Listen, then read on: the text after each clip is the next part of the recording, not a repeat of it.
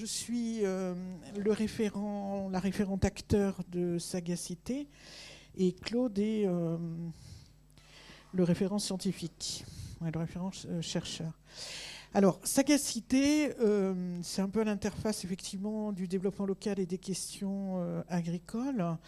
Et Sagacité s'intéresse à la notion d'intelligence collective. Alors, c'est un terme que vous voyez apparaître depuis quelques années dans nos secteurs d'activité, qu'on définit assez difficilement. Mais en tout cas, le propos de Sagacité, c'est de voir comment l'intelligence collective peut accompagner et peut donner aux acteurs une marge de manœuvre supplémentaire dans les périodes de changement, d'évolution et de crise, notamment agricole. Alors c'est un projet où sont impliqués des laboratoires de Rhône-Alpes, de Bourgogne et de PACA. Donc je vous laisse lire la liste et vous l'avez dans le 4 pages. Et puis des partenaires rhône-alpins, donc Cap Rural comme acteur régional, et ensuite et CERAC, pardon, et puis des acteurs locaux, soit des communautés de communes, soit des associations, et puis un PNR. Alors peut-être, même si c'est inutile, peut-être préciser simplement ce que l'on entend par intelligence collective. Les définitions sont nombreuses. Peut-être simplement ce que nous retenons dans la notion d'intelligence, c'est l'ensemble des facultés qui permettent de comprendre. C'est un des mots-clés importants. Comprendre les choses et les faits et découvrir les relations entre elles. Donc toutes les questions du lien, toutes les questions de la compréhension et du savoir font partie des mots-clés qui sous-tendent un petit peu nos problématiques et nos approches. Alors, ceci dit, c'est une définition, alors je vous laisse après découvrir les restes, c'est-à-dire opposition à la sensation, à l'intuition, nous nous mettons plutôt en lien avec l'intuition, sans vouloir trop rentrer dans les détails.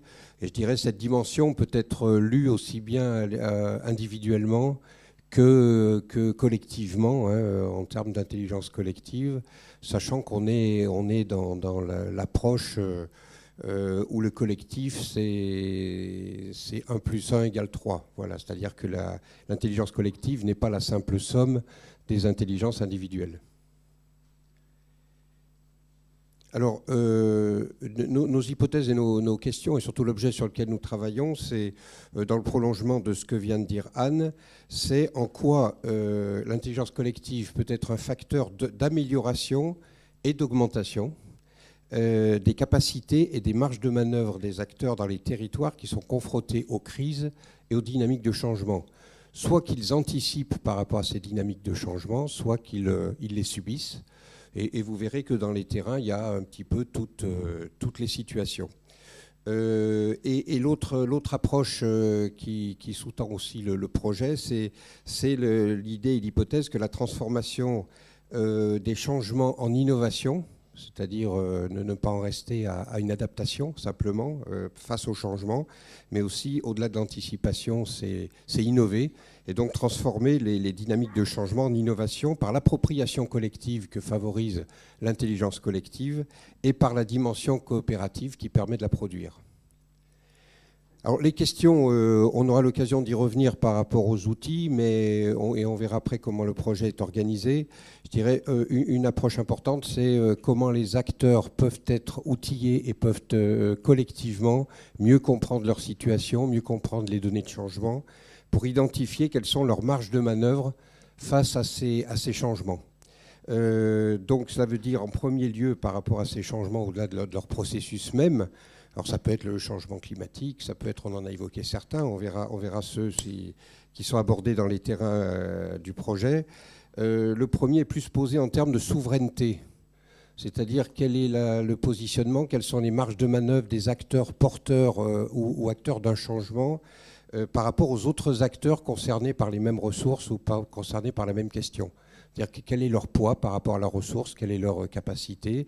Si on parle de système alimentaire, par exemple, eh bien, si c'est une association, quel est son rôle, en quoi elle peut faire évoluer les choses, en quoi elle a des capacités pour faire évoluer les stratégies des autres acteurs. Ce qui veut dire que cette question de souveraineté est abordée en termes de stratégie d'acteurs, de positionnement des acteurs les uns par rapport aux autres, des rôles et postures de chacun. Ensuite, quel est le degré d'autonomie des systèmes d'activité et quelle est leur dépendance vis-à-vis de l'extérieur ou vis-à-vis d'autres systèmes ? En clair, c'est est-ce que l'autonomie est relativement forte et permet, je dirais, pour les acteurs de maîtriser ce système-là et de pouvoir l'infléchir plus facilement, ou est-ce qu'au contraire, il est très dépendant de l'extérieur ? Est-ce qu'il y a beaucoup d'intrants dans le système, par exemple ? Alors sur ces deux aspects-là, je dirais on va, et c'est une des originalités du projet, mettre en lien deux approches méthodologiques et deux approches conceptuelles, celle de l'intelligence collective et de la coproduction de savoirs et de mise en relation des savoirs individuels pour une construction collective, mais en mobilisant aussi les outils et les approches de l'écologie territoriale qui permettent d'analyser les flux, d'analyser les jeux d'acteurs et les liens entre acteurs et flux, qu'ils soient alimentaires, qu'ils soient de production agricole, etc. Puis enfin, la question de la montée en capacité des acteurs, c'est-à-dire comment justement, et ça fait partie des choses qui vont être abordées dans le projet, c'est comment les acteurs, en travaillant collectivement, eh bien, améliorent leur capacité collective justement par une connaissance de la situation, du contexte, une meilleure compréhension, eh bien, peuvent être plus à même d'agir en connaissance de cause et en identifiant mieux où sont leurs leviers. Et donc tout cela, eh bien, c'est toute la question des marges de manœuvre qui se pose. Alors, le projet Sagacité a commencé comme les autres projets en octobre-novembre. Et aujourd'hui, on est à un état où on a largement commencé la bibliographie. Et ce qui nous a montré que, en fin de compte, il y a une littérature assez importante sur la notion d'intelligence collective, mais c'est essentiellement sous l'angle du management de l'intelligence collective. Et c'est très peu sur la production de connaissances entre acteurs, sur la notion d'échange. Ce qui forcément a un impact sur le projet et on part dans une idée de construire de façon collective, collaborative avec les terrains et entre acteurs et chercheurs un diagnostic et de ne pas partir sur des diagnostics à dire d'experts. Alors actuellement par terrain, et Claude vous donnera des exemples tout à l'heure, donc il y a 6 terrains dans Sagacité. Donc sur chaque terrain, c'est installé un groupe de collaboration qu'on a appelé un groupe de réflexivité, qui a commencé par définir une question à partir des intérêts qu'avaient les acteurs localement. Donc de définir une question d'acteurs qui a été transformée en question de recherche et sur lesquelles acteurs et chercheurs se sont mis d'accord. Et c'est cette question qui va être par terrain le fil conducteur de notre travail et de notre réflexion et de la production de connaissances et de ressources. Et puis on s'est dit, puisqu'on travaille sur l'intelligence collective, on va essayer d'en faire un petit peu. On va essayer au moins d'en faire dans ce projet-là. Et aussi au regard de cette absence de littérature sur ce qui nous intéressait vraiment, on a mis en place un système de traçabilité des échanges et de l'information pour bien garder mémoire et trace du processus d'intelligence collective et pouvoir le décrypter après.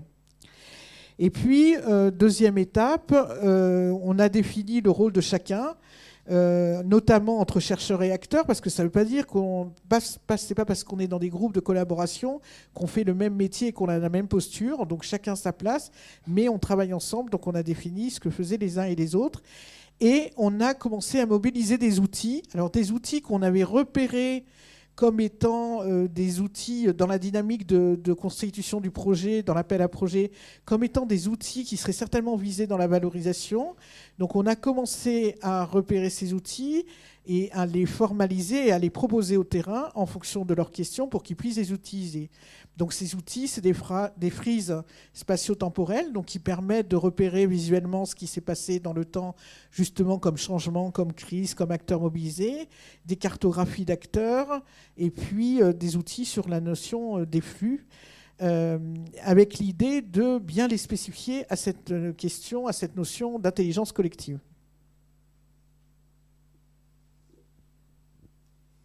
Alors voilà, alors le projet s'organise, alors on le verra tout à l'heure dans les différents volets de recherche, mais je dirais le cœur du projet, ce sont ces groupes de réflexivité, c'est-à-dire que l'idée est aussi de se dire qu'on n'est pas des observateurs de l'intelligence collective, mais qu'on essaye aussi de la mettre en œuvre, c'est-à-dire qu'on est vraiment dans une démarche de recherche-action. Et que donc, dans le protocole même et dans la démarche du projet, nous essayons de travailler en intelligence collective et de nous frotter nous-mêmes à la difficulté parfois de la mettre en œuvre. Alors, ce qui veut dire que dans chaque terrain, eh bien, il y a un groupe de réflexivité qui associe aussi bien les acteurs qui ont sollicité leur participation au projet, qui ont fait partie des premières lettres d'intention, hein, quand le projet PSDR s'est monté.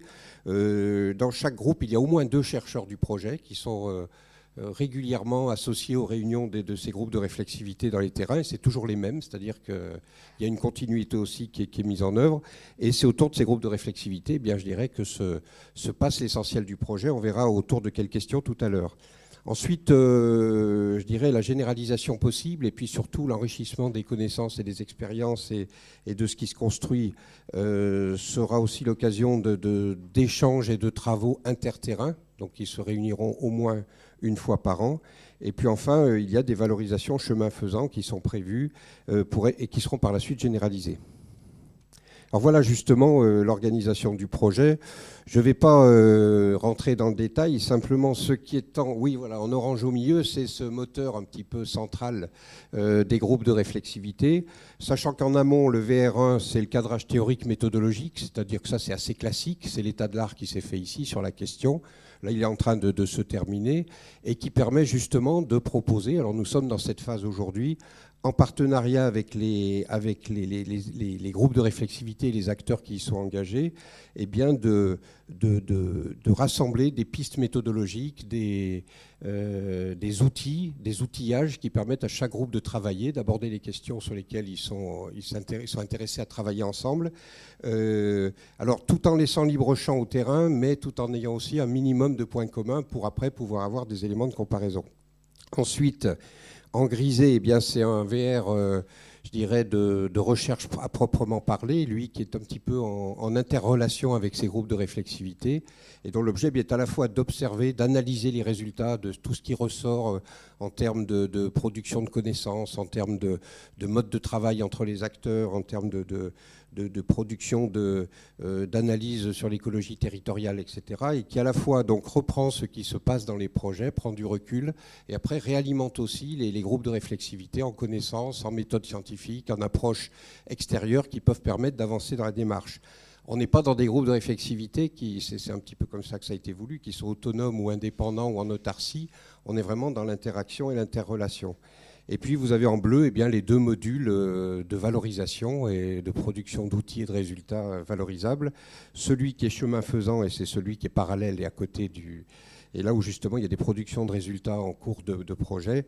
Et enfin le VV2 qui sera qui est le volet de valorisation qui lui aura en charge dans la dernière année du projet de produire des résultats généralisables et notamment la boîte à outils que nous verrons par la suite.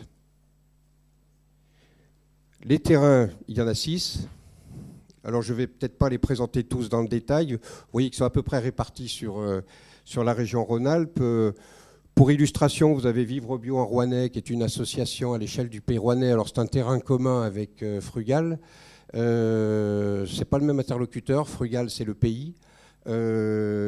Pour Sagacité, c'est une association de producteurs et de consommateurs, alors de producteurs en agriculture biologique et de consommateurs du bassin rouennais, qui travaillent depuis quelques années sur justement la valorisation du bio dans le territoire, mais autour aussi de la question d'accès au bio à des coûts accessibles pour tous et en termes de qualité également. Donc ici, la question a été identifiée comme étant celle parce qu'on disait que c'était important d'écrire la question sur laquelle va travailler le groupe de réflexivité. La question posée ici, c'est comment faire de la qualité alimentaire un bien commun. Donc comment travailler à cette notion et surtout comment après identifier les leviers et quelle est la marge de manœuvre de Vivre Bio au sein des autres acteurs et parmi les autres acteurs pour mettre en avant cette qualité. les Monts du Beaujolais, autour d'une association qui est partenaire et d'acteurs associatifs, partenaire de la collectivité et de la communauté de communes. Là, la question, c'est autour de la réappropriation de la ressource en eau. Donc la réappropriation aussi bien en termes d'approvisionnement de l'eau potable que de maîtrise de sa qualité et de gestion de sa qualité autour des pratiques, etc. et de l'appropriation par les acteurs de cette importance de la qualité de la ressource en eau. Aftalp, autre exemple, Savoie-Mont-Blanc, là la question c'est, voilà, l'Aftalp c'est l'association des fromagers traditionnels de Savoie, donc l'ensemble des AOC de Savoie-Mont-Blanc, qui je dirais déjà à l'époque des quotas laitiers, la gestion administrative des quotas laitiers avait pris l'habitude et l'approche, et en accord avec l'État, les services de l'État, de gérer les quantités à produire. Donc la question aujourd'hui, c'est comment la territorialité et la territorialisation de leur production aujourd'hui est un atout ou un frein pour justement pouvoir gérer de manière optimale et collectivement la production fromagère et les quantités à produire et l'adéquation entre offre et demande en termes de qualité et de quantité à l'échelle de leur bassin de production. Donc voilà un petit peu dans le Sud-Isère, par exemple, la question aussi se pose de l'après-quota laitier, mais là dans un territoire où ce sont les filières longues qui sont implantées et qui assurent la valorisation du lait. Donc, vous voyez, mais c'est pas, en fait, on n'est pas rentré par les questions posées. L'important, c'était de travailler avec des groupes et des territoires et des terrains où des questions de changement sont posées, des questions d'adaptation au changement. Parfois, il est imposé administrativement, c'est la fin des quotas, de la gestion administrative des quotas. Parfois, c'est une réaction, une anticipation des acteurs par rapport à des dynamiques de changement climatique ou environnemental, comme dans le Rouennais ou les Monts du Beaujolais. Alors, les résultats attendus de Sagacité, donc c'est du très pratique et du très opérationnel. Donc, ce sont des repères, des outils, des méthodes sur la compréhension de ces changements pour influencer ou conduire de l'innovation, pour s'adapter aux situations nouvelles issues de ces changements et pour le renforcement ou la mise en œuvre d'une dimension coopérative dans la réflexion et dans l'action. Donc c'est vraiment ces trois dimensions qu'on vise.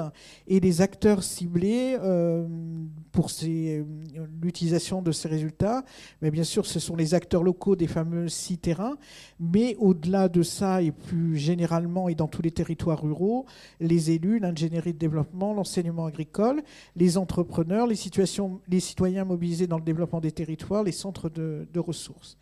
Et en termes de produits de valorisation, donc vous retrouvez le même schéma que tout à l'heure qui posait les questions. Et donc ce qu'on vise, c'est un tableau de bord des marges de manœuvre des acteurs dans le changement qui va combiner 3 modules. Donc de l'outillage sur la souveraineté, de l'outillage sur l'autonomie et sur la capacité, avec un module transversal sur les marges de manœuvre.